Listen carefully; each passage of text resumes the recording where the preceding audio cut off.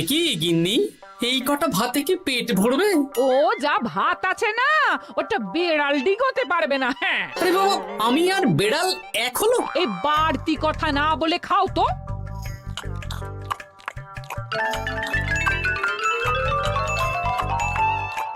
গিন্নি, পেটটা ভরেনি বুঝলে, তুমি আরেক হাঁড়ি ভাত বসাও।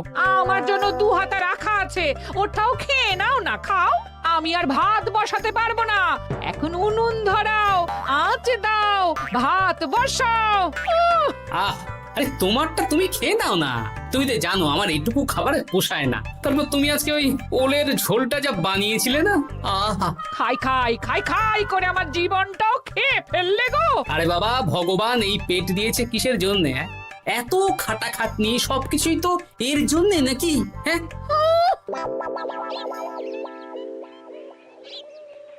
দাদু, অনেকদিন ভূতের গল্প শুনিনি, আজকে আমরা ভূতের গল্প শুনবো। বেশ, শোন তাহলে। আমাদের রাজ্যে আজ থেকে বেশ অনেক বছর আগে একটা খুব পেটুক লোক থাকতো। তোমার মতন পেটুক? বলতে পারিস, কিন্তু ওর গিন্নি ওকে ভালো মতো খেতে দিত না। তাই একদিন না খেয়ে খেয়ে অক্কা পায় আর ভূত হয়ে এদিক সেদিক ঘুরতে থাকে। তারপর কি হলো দাদু? তারপর তো সে এক মজার ব্যাপার। ভূতকে ওর গিন্নি চোখে দেখতে পেত না, তাই সেই পেটুক ভূত কিছুদিন পর থেকে গিন্নির উপর হুজ্জুতি শুরু করলো। কিরকম হুজ্জুতি দাদু? গিন্নি যা রান্না করতো সব চুরি করে খেয়ে নিত। এই এসব উল্টো পাল্টা কথা বলে আমাকে ভয় দেখাতে পারবে না। হ্যাঁ, এই যে তোরা চটপট খেয়ে নে, নইলে তোদের দাদু আবার ভাগ বসাবে রে। খা। আচ্ছা দিদা। এই শোনো না, তুমি আমার জন্যেও আরো কয়েকটা বেগুনি ভাজো। হ্যাঁ, এই তো একটু আগে 4টে বেগুনি আর 1 বাটি মুড়ি দিলাম। হ্যাঁ, আরে সেগুলো তো পেটের কোন কোনায় হারিয়ে গেছে গিন্নি। তুমি ভাবো আমিও হারিয়ে গেছি?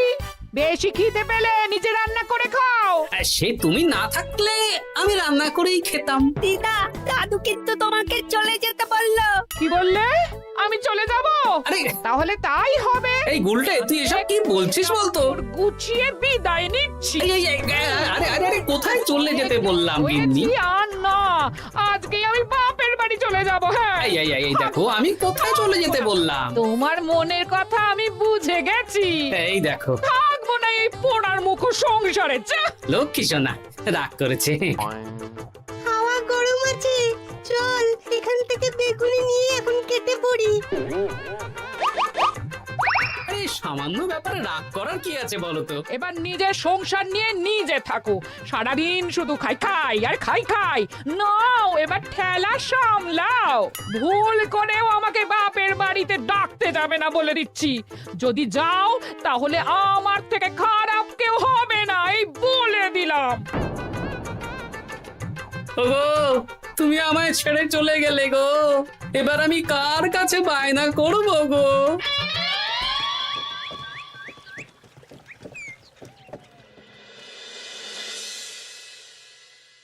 কিরে, তুই একা একা? জামাই কোথায়? তোমাদের জামাইকে ছেড়ে চলে এসেছি। এ মা, তুমি কি থাকতে দেবে না আমি চলে যাব? এসব আবার কি কথা বলছিস তুই? হ্যাঁ, এ তো তোরও বাড়ি। আমাদের ভাত ডাল জুটলে তোরও জুটবে। কি হয়েছে রে দিদি? দিন রাত খেটে খেটে কয়লার মতো পুড়ে যাচ্ছি, আর ওনার বায়না শেষ নেই। সারাদিন শুধু খাই খাই আর খাই খাই। এবার বুঝবে জামাই বাবু। হ্যাঁ, নিজে হাত পুড়িয়ে রান্না করার ঠেলা।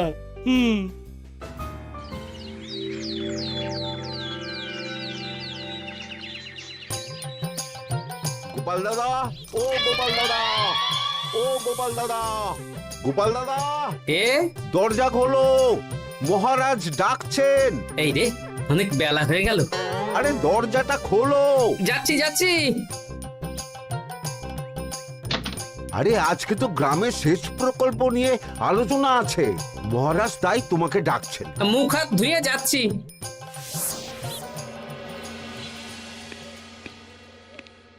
দেখুন মহারাজ, দেখুন এত বেলায় গোপাল এলো, তাও নিজে আসেনি, ডেকে নিয়ে আসতে হলো। সত্যি গোপাল, আজকে এত জরুরি একটা আলোচনা সভা, কোথায় তুমি তাড়াতাড়ি আসবে? তা না করে গোপাল বাড়াবাড়ি করে ফেললো। গোপাল, এই আমি শেষবারের মতন বলে দিচ্ছি, ফের যদি এরকম রাজসভায় দেরি করে আসতে দেখি তাহলে কিন্তু কড়া ব্যবস্থা নেব। আসলে মহারাজ, আমার গিন্নি গতকাল রাগ করে বাপের বাড়ি চলে গেছে, তাই বেশ হয়েছে। আচ্ছা, যে জন্য আজকের আলোচনা সভা ডাকা হয়েছে সেটা হলো আমাদের রাজ্যের দক্ষিণে একটা সেচের জন্য পুকুর খনন করা হচ্ছে। এ তো খুব ভালো কথা মহারাজ।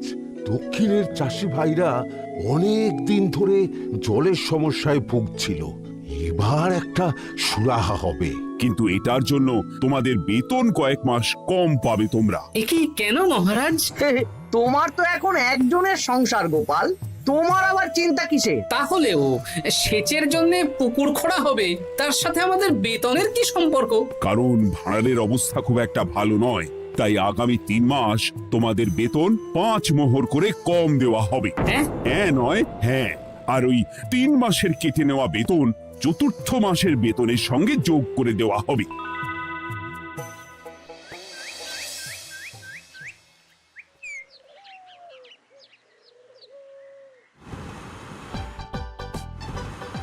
কি দাদু, এ তোমার চোখ মুখের কি অবস্থা?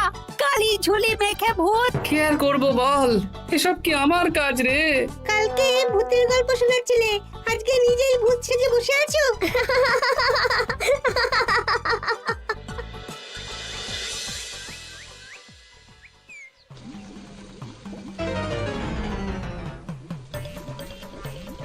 এই রে, ভাতগুলো পড়ে গেছে।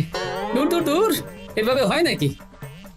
না, এবার থেকে ভোজনালয় থেকেই খাবার খেতে হবে। একার জন্য কে আবার রান্না করে? দূর দূর।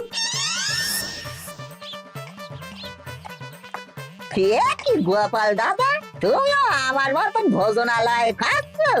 আমার না হয় বাড়িতে রান্না করার কেউ নেই। আমারও নেই, যে ছিল সে ছেড়ে চলে গেছে। ভাই, আর একটু ভাত দেবে? গোপাল দাদা, ভাত আর হবে না গো, আরো কয়েকজন দৈনিক খদ্দের আসবে, তাদের জন্য রেখে দিয়েছি। তাহলে কি আর করা যাবে? একটু একটু ওই তরকারি একটা শাল পাতায় মুড়ে দে, বাড়িতে গিয়ে মুড়ি দিয়ে খাবো। আচ্ছা, তা দিচ্ছি। তুমি খাওয়া হয়ে গেলে হাত মুখ ধুয়ে নাও। আচ্ছা গোপাল দাদা, গিন্নিমা চলিয়ে গেল কেন? সে তোর গিন্নিমাকে গিয়ে জিজ্ঞেস কর। সেটা জিজ্ঞেস করতেই হবে, তোমার মতো একটা ভালো মানুষকে ছেড়ে চলিয়ে গেছে।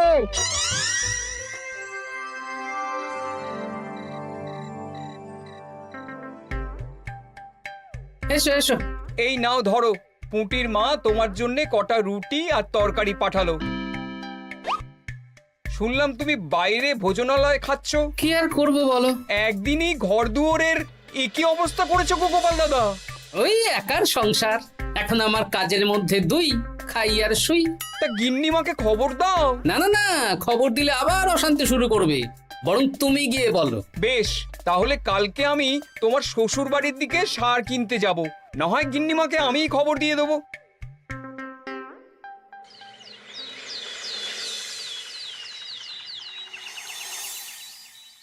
বাড়ি ঘর অগোছালো, তাতে আমি কি করতে পারি? এখন আমি আর ওই বাড়িতে থাকি না। হ্যাঁ, শুধু তাই না, গোপাল দাদা বাইরে ভোজনালয়ে তেল মশলা দেওয়া উল্টো পাল্টা খাবার খাচ্ছে গো। থাক, আমাকে এসব কথা শোনাতে আসবে না পুটির বাবা। আমার খাটতে খাটতে জীবনটা কয়লা হয়ে গেছে, কয়লা। ওনার বায়নার শেষ নেই। হ্যাঁ, বুঝলে গোপাল দাদা, আমি গিন্নিমাকে অনেক করে বোঝালাম, কিন্তু কিছুতেই কোনো কথা শুনলো না। বেশ, শুনতে হবে না। এরকম বললে হয় নাকি? চারিদিকে ঘর দুয়ার অগোছালো, খাবারের থালা বাসন এদিক ওদিক ছড়িয়ে ছিটিয়ে আছে। ওরে বাবারে, ইঁদুরেও আস্তানা করেছে। যা হচ্ছে হোক।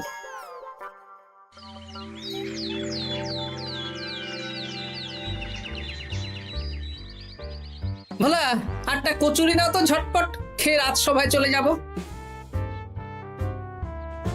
এই নাও।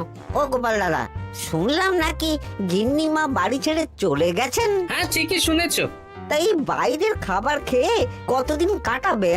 এভাবে তো তোমার শরীর খারাপ করবে। ওই শরীরের নাম মহাশয়, যা সবে তাই সয়। রান্না বান্না করছো বাড়িতে? না, রান্না করার লোক নেই, আর আমার দ্বারা ওসব কালিঝুলি মাখাও সম্ভব না। দেখো গোপাল দাদা, এই রোজ রোজ বাইরের খাবার খাওয়া ভালো নয়। ভাবছি আরেকটা বিয়ে করব। হ্যাঁ, বলো কি গিন্নিমা জানলে তো? জানলে জানুক, ও তো এখন আর আমার কেউ নয়।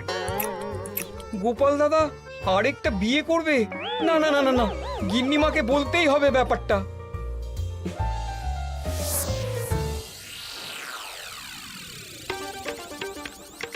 গিন্নিমা, তুমি আবার এসেছো পুটির বাবা। সর্বনাশ হয়ে গেছে। আবার কি সর্বনাশ? হ্যাঁ, বাড়ির চারিদিকে অগোছালো, ইঁদুর মশা মাছি ঘুরে বেড়াচ্ছে। আমি আর ওই বাড়িতে যাব না। গোপাল দাদাও সেই ব্যবস্থাই পাকাপাকি করতে চলেছে, আরেকটা বিয়ে করবে। কি বললে? জল জ্যান্ত বউ থাকতে আরেকটা বিয়ে? হ্যাঁ, আমি আজকেই যাব। ওর একদিন কি আমার একদিন? হ্যাঁ, আমি আজকেই যাব। এই দিদি, এক মুহূর্তে এরকম বদলে গেলি কেন? আবার আবার তো জামাইবাবু তোকে কাটাবে। তা বলে তোর জামাই বাবুটাই অন্য কারোর হয়ে যাবে? হ্যাঁ, আমি বেঁচে থাকতে আমি হতে দেব না। তাহলে দিদি আমিও যাব। ওই জামাইবাবু অতিরিক্ত খায়, জামাইবাবুর খাওয়া বন্ধ করতে হবে, বুঝলি? ঠিক আছে, চল তাহলে চল। ঠিক আছে, চলুন তাহলে। হ্যাঁ হ্যাঁ, তাই চলো। বুঝলি দিদি, আমার মাথায় একটা মতলব এসেছে। হ্যাঁ। কি মতলব শুনি?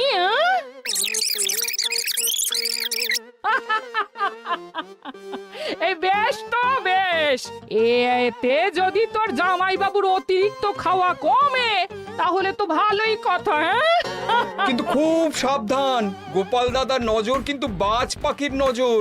তাহলে যাওয়ার পথে একটা সাজঘর হয়ে যেতে হবে।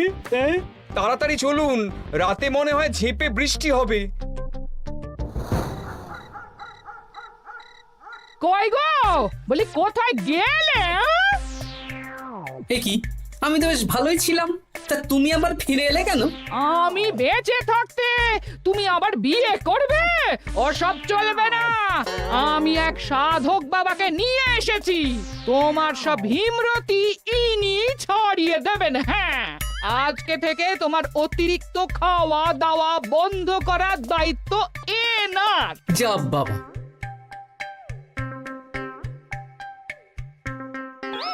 কি করেছো গো? হ্যাঁ, ঘর দুয়ার তো পুরো শ্মশান হয়ে গেছে গো। এখন আবার তোমার ঘর তুমি পরিষ্কার করো। সে করছি, তুমি যাও বাজার করে নিয়ে এসো।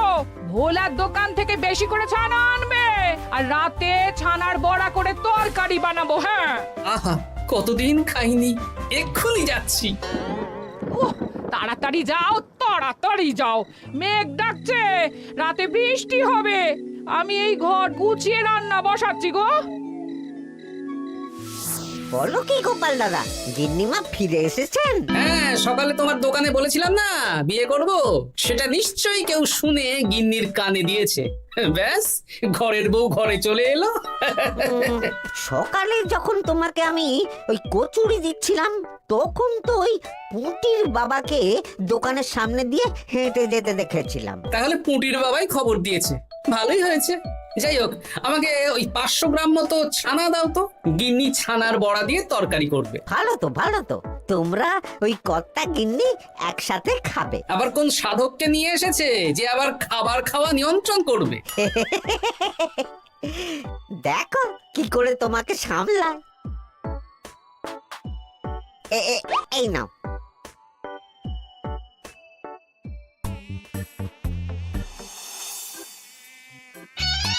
দেখি গিন্নি, আমার জন্য দুটো বড়া আর ওনার জন্য এতগুলো? বেশি খেলে তোমার চেহারা ঠিক হবে না বৎস, তোমাকে রোগা হতে হবে, তাই কম খেতে হবে, বুঝলে? ঠিক আছে, আপনাকে আমি মজা দেখাচ্ছি। অগত্যা গিন্নির হাতের খাবার খাচ্ছি, এই আমার 14 পুরুষের ভাগ্য ভালো।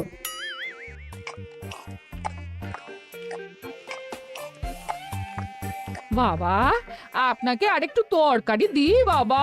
দে মা, দে। আমাকে দাও। একদম না, বলেছি না তোকে রোগা হতে হবে। হ্যাঁ, কি মশা রে তোদের বাড়িতে। আরে রে, নকল গুফ, মশা যাওয়ার আগে আপনাকে আমি তাড়াবো।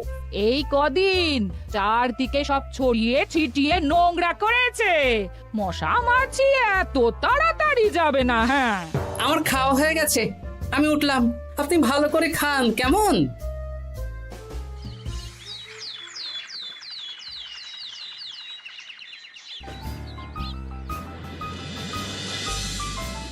বিজ্ঞানী, আরে গোপাল যে, কি ব্যাপার?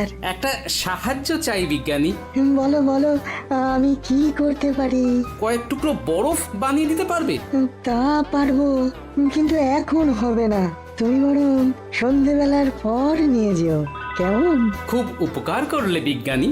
আমি ওটা বিশেষ মোড়কে তোমায় দেব, যাতে গলে না যায়। ধন্যবাদ বিজ্ঞানী। এখন তাহলে আসি।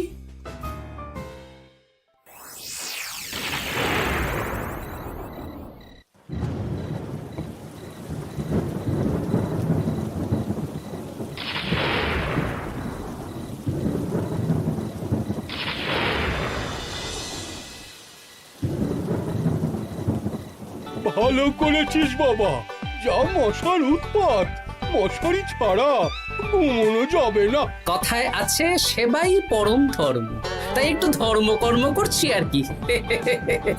আপনি ঘুমিয়ে পড়ুন, আমরা ওই ঘরে গেলাম। হ্যাঁ, সব দরজা জানলা ভালো করে বন্ধ করে দিয়েছো তো? ঝেপে বৃষ্টি নেমেছে। হ্যাঁ হ্যাঁ, কোনো চিন্তা নেই, তুমি ঘুমো। আজকে অনেক খাটনি হয়েছে গো। হ্যাঁ, জয় ঠাকুর।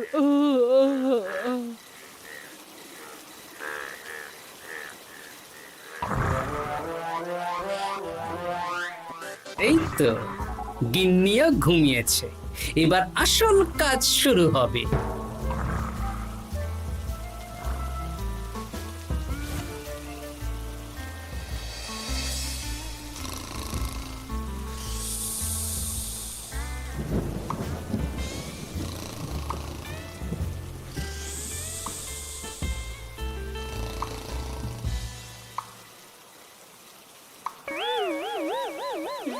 কি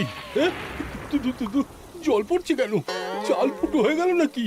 এত রাতে দিদিকে ডাকা ঠিক হবে না। আরে আরে কি মুশকিল, এখনই জল পড়ছে। আরে দূর দূর।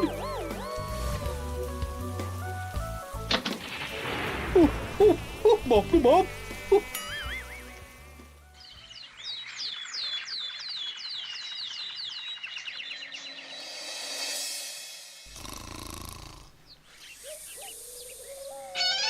সুপ্রভাত। প্রভাত আর শো নেই। কেন? সারা রাত প্রথমে ভিজেছি, তারপরে মশার কামড় খেয়েছি। ভিজেছেন কেন? আচ্ছা, এ কি? আচ্ছা। রাতে চাল ফুটো হয়ে জল পড়ছিল। আচ্ছা। খুব ঠান্ডা লেগেছে, একটু একটু মধু আর তুলসী পাতা দে, একটু খাই। এই দিচ্ছি বাবা। এ হতেই পারে না, কদিন আগেই তো চাল সারিয়েছি। ঘরের মধ্যে তাহলে জল এলো কি করে? ঠিক যেভাবে আপনার নাকের নিচে নকল গোঁফ এসেছে শ্যালক বাবু, ঠিক সেইভাবেই। এই রে, হয়ে গেল। দাড়িটাও তো নকল।